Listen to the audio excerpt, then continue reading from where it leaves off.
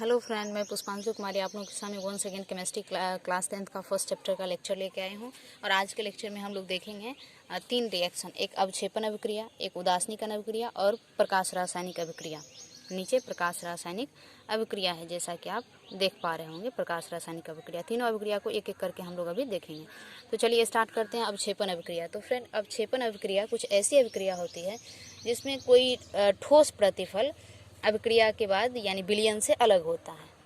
किसी वैसी अभिक्रिया जिसमें कोई ठोस प्रतिफल विलयन से अलग होता है, ऐसे अभिक्रिया को अवक्षेपण अभिक्रिया कहते हैं। और वह जो ठोस अलग होता है उसे अवक्षेप कहते हैं। उदाहरण लेते हैं, सोडियम क्लोराइड NaCl, इसकी अभिक्रिया हम सिल्वर नाइट्रेट AgNO3 के साथ करते हैं तो NaNO3 बन जाता है और AgCl बन जाता है। ये रिएक्शन आपने कई बार देखा अभी तक में, इसे बहुत बार आप देख चुके हैं। देखिए, ये रहा प्लस, ये माइनस, ये प्लस और माइनस। अभी हम उभय विस्थापन अभिक्रिया में देख रहे थे कि आयन का विनिमय करके, आदान प्रदान करके यौगिक बन रहा था। तो सोडियम यहाँ धनायन है, ऋणायन है, धनायन है और ऋणायन है, ये प्लस है। तो ये प्लस माइनस के साथ आ गया तो सोडियम नाइट्रेट बन गया, और क्लोरीन सिल्वर के साथ आ गया तो सिल्वर क्लोराइड बन गया। तो सिल्वर क्लोराइड का ठोस यह जब अभिक्रिया होता है तो घोल में, विलयन मतलब घोल होता है, उस घोल में सोडियम ये सिल्वर क्लोराइड जो होता है वो दही जैसा, थक्का जैसा बन जाता है और इसे उल्टा तीर के निशान के द्वारा दिखाया गया, यही अवक्षेप कहलाता है। और ऐसी अभिक्रिया अवक्षेपण अभिक्रिया कहलाती है। यानी ओवरऑल अगर हम परिभाषा की बात करें तो अवक्षेपण अभिक्रिया वैसी अभिक्रिया होती है जिस अभिक्रिया में कोई ठोस पदार्थ प्रतिफल के रूप में विलयन से पृथक होता है, यानी अलग होता है। तो ये आपका अवक्षेपण अभिक्रिया हो गया, उसको उल्टा तीर के निशान के साथ दिखाइएगा। चलिए अब हम उदासीनीकरण अभिक्रिया पर फोकस करते हैं। उदासीनीकरण अभिक्रिया हमारा क्या होता है? तो अवक्षेपण अभिक्रिया समझ में आ गया, ये अवक्षेप बना, उल्टा तीर का निशान।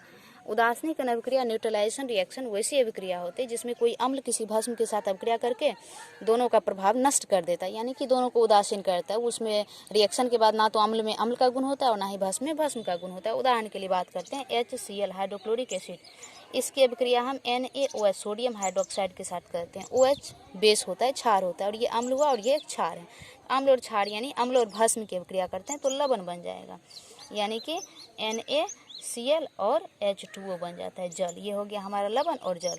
तो अम्ल और भस्म आपस में अभिक्रिया करके लवण और जल बनाते हैं, इस अभिक्रिया को उदासीनीकरण अभिक्रिया कहते हैं। और इस अभिक्रिया के बाद अब यह लवण जो बना, इसमें ना तो अब अम्ल का गुण है और ना ही भस्म का गुण है। अब यहाँ भी हम देख रहे हैं ये प्लस माइनस है, तो इसका प्लस इसके माइनस के साथ ये OH हाइड्रोक्साइड माइनस जो है ये दोनों पे OH हुआ, और इसका माइनस इसके प्लस के साथ चला गया, ये प्लस माइनस, यह एक यौगिक हो गया। तो इस लवण में ना तो अम्ल का गुण है और ना ही भस्म का गुण होता है ये। हाँ, तो फ्रेंड हम लोग देख रहे थे आगे उदासीनीकरण अभिक्रिया की बात मैं कर रही थी। तो ये अम्ल और भस्म आपस में अभिक्रिया करके लवण और जल बना। तो यह जो लवण बन गया, अब इसमें ना तो अम्ल का गुण है और ना ही भस्म का गुण है, इसलिए इस अभिक्रिया को उदासीनीकरण अभिक्रिया कहते हैं। उदासीन अर्थात न्यूट्रल हो गया, उदासीन हो गया, जिसमें कोई भी गुण रहा ही नहीं, ना तो अम्ल का और ना ही भस्म का।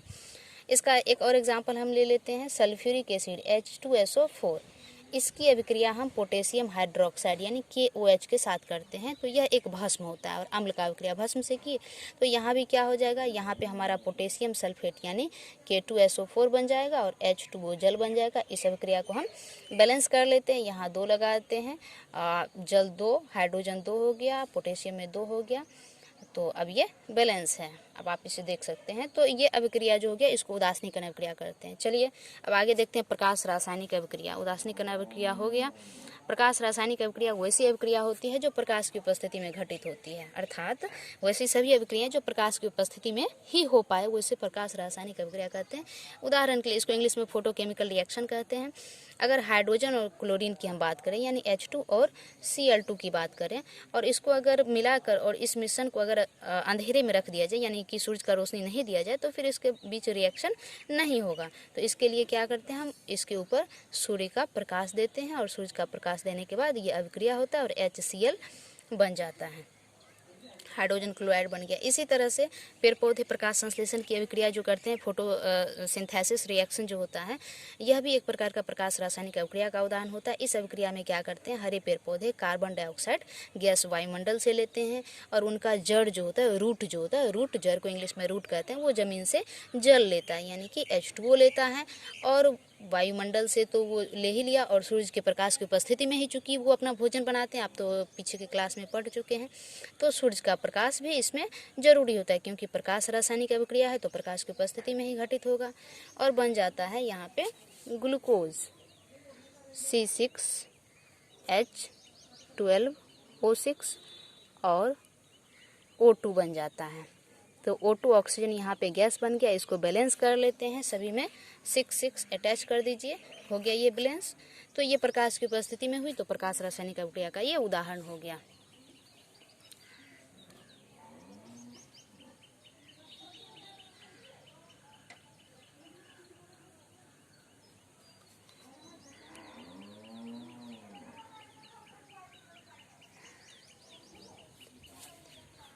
हाँ, अब देखिए कट रहा था वहाँ पे पिक्चर। ये कार्बन डाइऑक्साइड गैस और H2O वाटर सूर्य प्रकाश की उपस्थिति में ग्लूकोज और ऑक्सीजन गैस का निर्माण होता है, और यह प्रकाश संश्लेषण अभिक्रिया का उदाहरण हुआ। तो प्रकाश संश्लेषण अभिक्रिया भी प्रकाश रासायनिक अभिक्रिया का है उदाहरण, क्योंकि ये प्रकाश की उपस्थिति में ही होती है।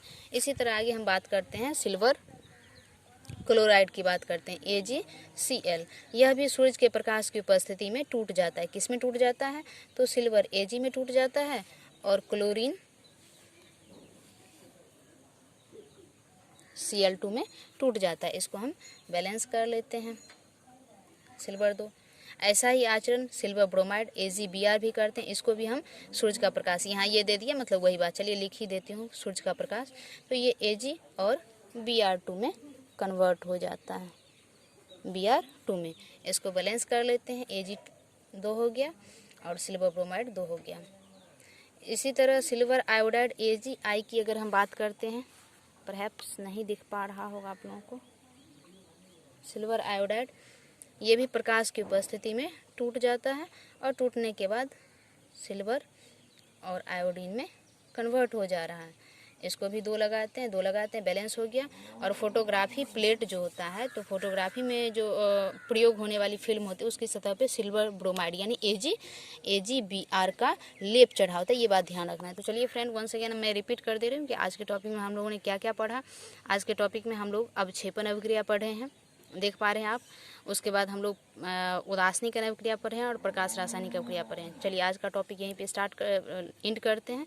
तो देखिए, इसको आनंद लीजिए, लाइक शेयर और सब्सक्राइब कीजिए। Thanks a lot.